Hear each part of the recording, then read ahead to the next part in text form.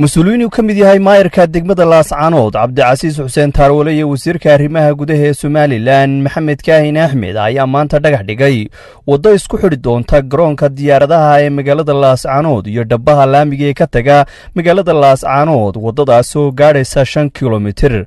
waddadaasi ayaa ka degaysaa halka loo yaqaano dalladka ee xargaga agteeda waxayna tegaysaa garoonka diyaaradaha ee magaalada laascaanood halkaasoo markii hore ahayd wadda rafa.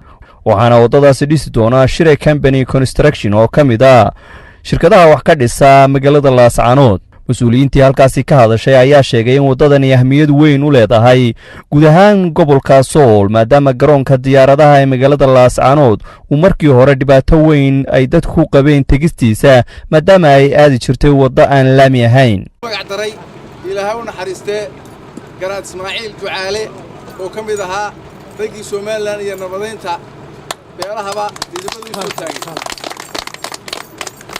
waddadan maanta laga bilaabo waxa la yiraahdaa garaad Ismaaciil Road waa waddo 5 kilomitir ah. haddaan faahfaahin ka bixiyo waddadan waxa iska kaashaday dhererkeedu waa 5 kilomitir. waxa iska kaashaday hay'adda Tisbalasa dawladda dhexe ee Somaliland iyo dawladda hoose ee magaalada Laascaanood. tanna waxay ka mid tahay waddadani siyaasadda xisbiga kulmiye ee ku dhisneed horumarka iyo nabadgelyada iyo dalkeena horumarka gaarsiiyo ee madaxweynuhu uu hogaaminayo Muuse Bixi Cabdi bay ka turjumaysaa. waxa kaloo ummadda u bayaaminaya halkan in garoonka Laascaanood dad badan isweydiiyaan maxaa maanta laamiga loo saaray. marka dadka waxaan u sheegayaa in garoonka Laascaanood maalintii Ilaahay soo godo laba faleed ay yimaadaan laba faleedna ay ka duulaan. marka waa garoon faa'iido weyn u leh ummadda iyo dawladaba iyo dhammaan isu socodka xagga cirka ee ummadda faa'iido weyn u leh. marka waxaan leeyahay farxad bay weynoo tahay dhammaanteen dadweynahana waxaan leeyahay war waddadeena aan ilaashano haddii la haydmo ku xidhaysa garoonka diyaaradaha ee magaalada Laascaanood iyo magaalada Laascaanood.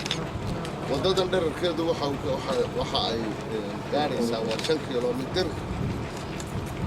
sidii maayarku uu sheegay waxa iska kaashaday waxa maalgelinaysa hay'adda la yiraahdo USAID sanduuqa mucaawinada Mareykanka. waxa fulinaysa hay'adda la yiraahdo FITS.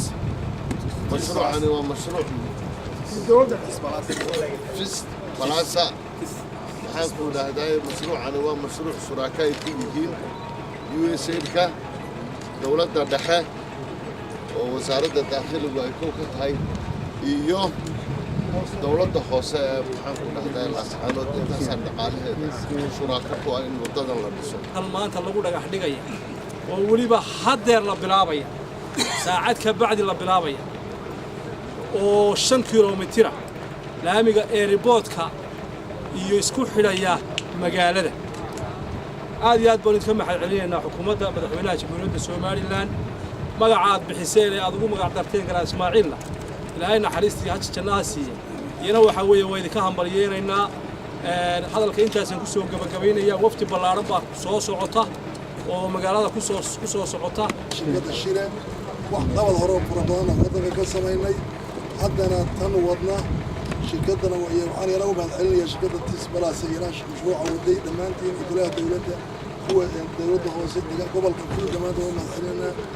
iminkana waxaan diyaar u nahay insha Allah anagoo kuwa horena qabanay haddana tanna inaanu qabanno sidii loogu talagalay inaan u qabanno. aad baan idinku wada celinaya dhammaantiin.